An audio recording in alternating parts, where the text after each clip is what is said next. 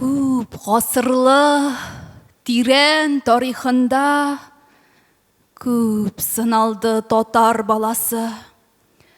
Сугыш елларында әсирлектә, төрмәләрдә фашист палашы башын чапканда да үзебезчә җырлап үлде татар уллары. Җырлап үлгән татар улларының бүген яшәп яткан уллары. Телегезне кемнәр алыштырды? Җырыгызны кемнәр урлады? Көчләп чукындырган заманда да чукынмаган иде телебез. Хәзер нинди шайтан котыртасын, теләп чукынабыз үзебез.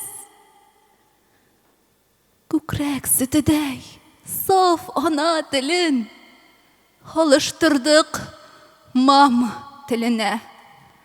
Ни урысча, ни татарча белмәс имгәтелгән буын тилере.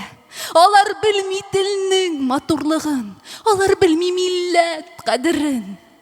Алар белми мирас, варислыкны, ата-бабаларның каберен. Һәм алардан калган васиятне укый белми бахыр балалар. Милләтеннән язган ши наданнар һәм сукырлар кая баралар?